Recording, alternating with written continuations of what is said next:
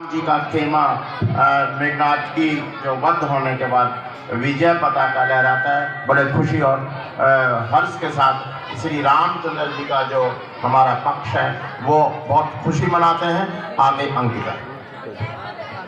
मेघनाथ का वध ऐसे ही नहीं होता है। लक्ष्मण जी अपने बाण को कहते हैं कि श्री राम का अगर मैं अनन्य भक्त हूँ तो तुम्हें श्री राम की आन है कि अब जो ये मैं तीर चलाऊंगा, इस तीर से जो मेघनाथ है उसका सिर धड़ से अलग हो जाना चाहिए। और ऐसा ही होता है, जब लक्ष्मण जी वो तीर चलाते हैं तो मेघनाथ का सिर धड़ से अलग हो जाता है।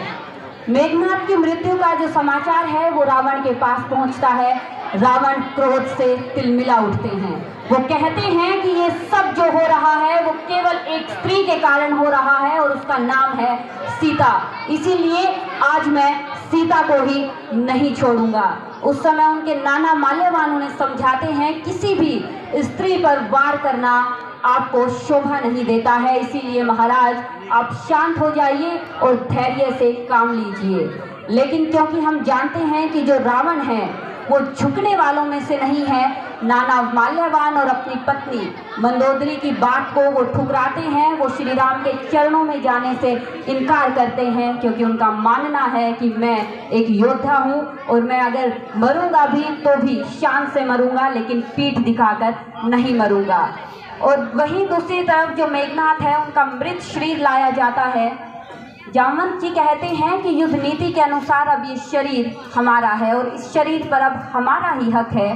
और हमारी जो वानर सेना है वो चाहती है कि इस मृत शरीर का ऐसा हश्र किया जाए कि जो लंका है वो त्राहिमाम करने लग जाए। लेकिन श्री राम जी ठहरे आदर्श पुरुष। वो कहते हैं कि ये जो शरीर है मेघनाथ का उसे आदर सहित उनकी लंका में वापस दे देना चाहिए। उनकी माँ को ये जो शरीर है वो इस हालत में नहीं जाना चाहिए। इसीलिए वो अपने तन से कपड़ा उतारते हैं, मेघनाथ के शरीर को ढकते हैं और हनुमंत को कहते हैं कि सह सम्मान लंका के द्वार पर ये शरीर उनका रखा जाए ताकि जो रावण है वो विधिवत उनका अंतिम संस्कार कर सके।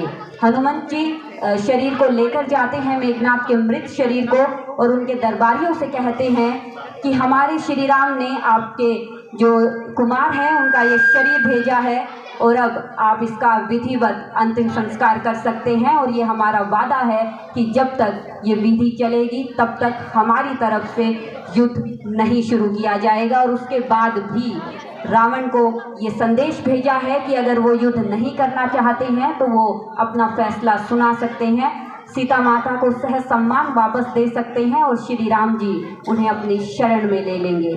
लेकिन रावण किसी की कहाँ सुनने वाला था।